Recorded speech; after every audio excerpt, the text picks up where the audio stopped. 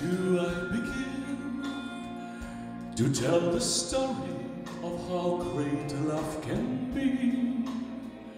The sweet love story that it's older than the sea. The simple truth about the love she brings to me. Where do I start?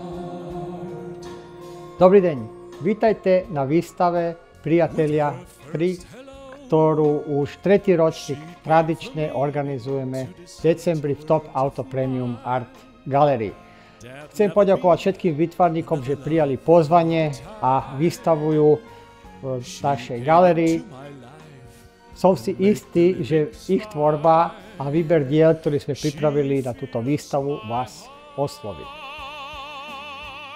Výstava Priatelia 3 je v poradí už treťou výstavou, ktorá sa koná v predvianočnom čase tu, v tejto veľmi zaujímavej galérii. Je to na jednej strane umenie, galéria, ktorá prezentuje umenie. Na druhej strane je to výstavná sála, ktorá prezentuje rýchlosť a samozrejme dynamiku a dizajn vozidiel. Takže spojenie umenia a aut je netradičné a vlastne rozširuje okruh divákov.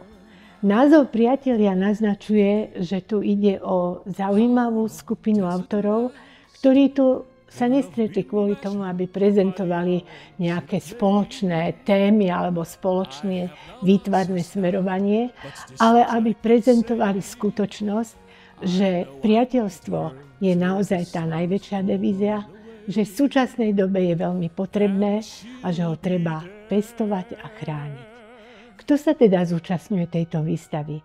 Je to 22 autorov rôznych generačných vrstiev s rôznymi individuálnymi programmi a tvorivými projektmi a myslím si, že táto výstava veľmi zaujímavo ukazuje tú rôznorodosť, ktorá v súčasnom výtvarnom umení existuje. Je tu napríklad maliarka Zuzana Schmidt. Je predstaviteľka abstraktnej malby a vlastne jej obrazy sú také poeticko-lyrické, ale zároveň do tých diel vnáša i istú racionalitu, istý konštruktivizmus a tým pádom posúva tieto diela do novej roviny. Martin Prokopovič je opačný prípad. Je to autor, ktorý je tiež abstraktný, trošku geometrický, je to racionálny typ, pôvodom architekt, vyštudoval aj umenie a on práve do tej geometrie štruktúrami a farebnou harmóniou vnáša poetiku. Marta Chabadová je maliarka, ktorá vstúpila do dejín slovenskej krajinárskej tvorby. Na tejto výstave prináša veľmi zaujímavý projekt More 1, More 2, ktorý je ekologický, upozorňuje na ohrozenie morí a oceánov. Iný obraz mora nám prináša Danica Pavličková, autorka, ktorá často navštevuje Paríž. V duchu parížskej školy prezentuje more ako výnimočné, krásne prostredie, plné vôni, vzduchu, farieb a samozrejme pohybu. Milina Zimková je autorka, ktorá sa tiež pohybuje na pomedzi abstraktnej tvorby, ale základ jej diel vždy predstavuje nejaký príbeh a predovšetkým nejaká postava alebo nejaká skupina postav. Na tejto výstave má veľmi zaujímavý obraz, ktorý je inšpirovaný poetikou a tou zaujímavou slovenskou minulosťou, ktorú nachádzame v dielach Vladimíra Kompánka. Ďuro Oravec je monumentalista, maliar, ktorý vo svojich obrazoch zobrazuje i figúru, ale často i rôzne predmety, rôzne situácie a rôzne fragmenty krajiny, pretože sa snaží o riešenie záhad a tajomných príbehov. Jeho obraz Príbeh starého počítača práve cez rozmanité štruktúry a rozmanité maliarské techniky poukazuje na tajomný svet veci.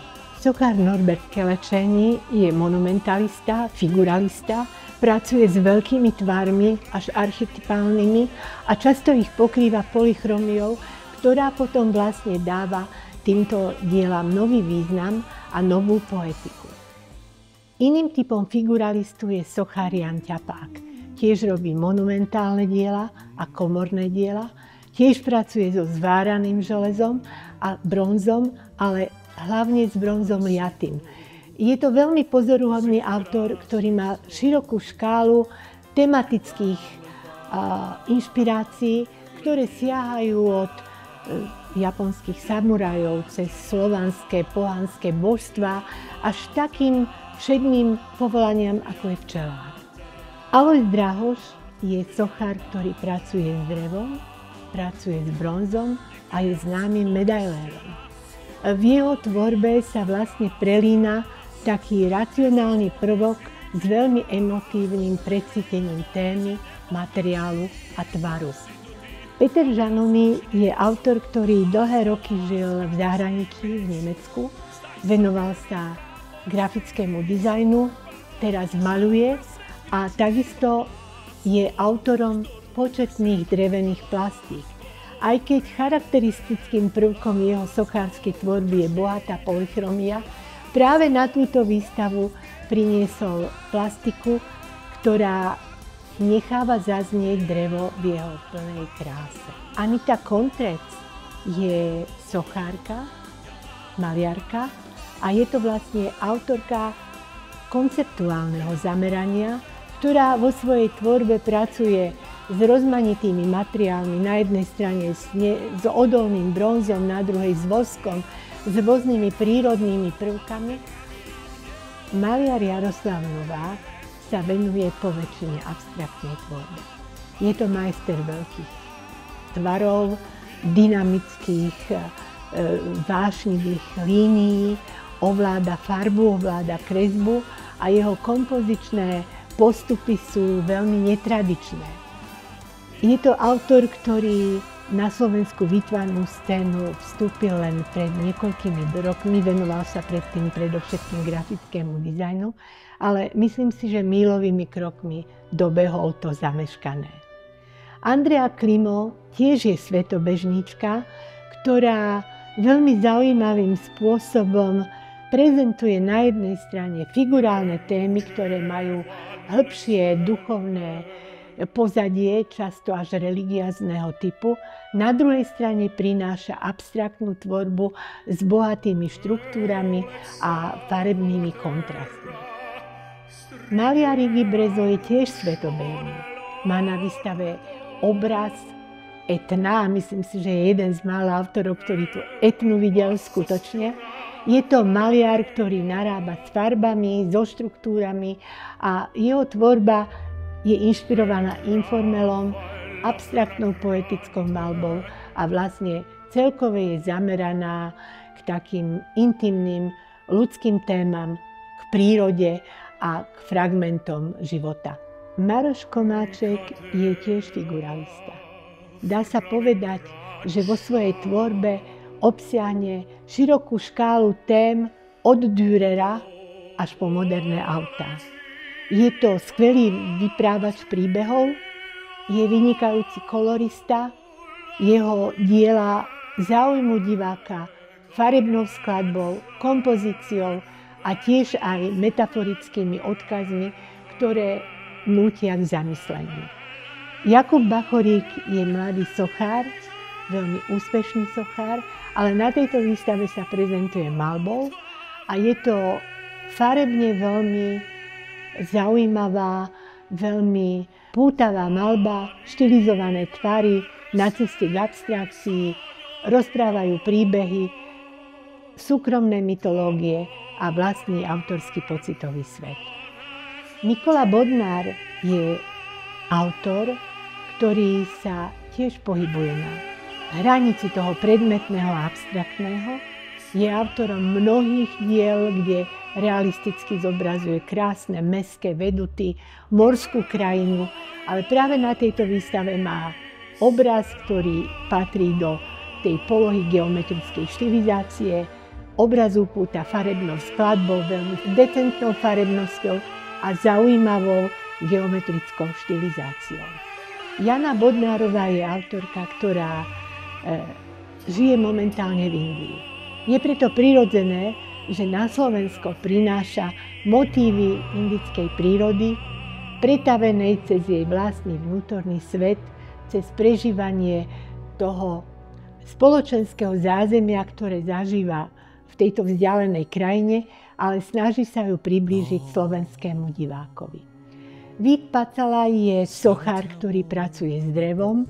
Prednosťou jeho tvorby je skutočnosť, že snaží sa o zobrazenie takých organických tvarov, ktoré tvoria základ prírodného bohatstva, rôzne perforácie, rôzne prekryvanie plánov, ako keby sa chcel dopátrať podstaty prírody.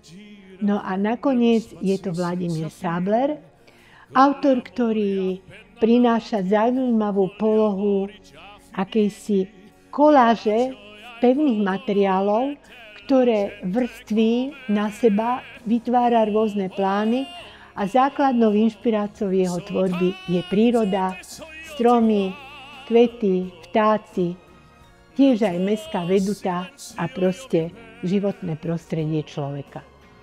Grafik a fotograf Jozef Juračka v poslednom období kombinuje digitálne grafické techniky s maliarskými zásahmi akrylovou farbou. Výsledkom sú veľmi zaujímavé portréty, dvojportréty i fragmenty prírody. Tieto diela napriek tomu, že používa žiarivé kontrastné farby, pôsobia minimalisticky čisto a decentne. Stanislav Mikovčák je výtvarník, projektant, autor početných rozhľadní v Kysuckom kraji. Tieto rozhľadne obohacuje o vlastné plastiky. Sú to sochy, ktoré vytvára technikou kovaného železa.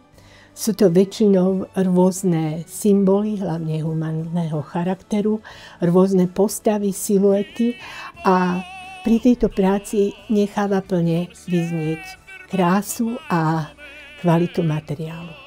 Som veľmi rada, že táto výstava teraz v predvianočnom čase ukáže divákom takú zaujímavú paletu slovenskej výtvarnej tvorby a upozorní hlavne na ten fakt, že ide o priateľov, profesionálnych kolegov, ktorí nielen hľadajú nejaké inšpirácie aj navzájom, ale majú medzi sebou veľmi dobré vzťahy. Tešíme sa na vašu návštevu. Výstava je otvorená do 14. marca 2025.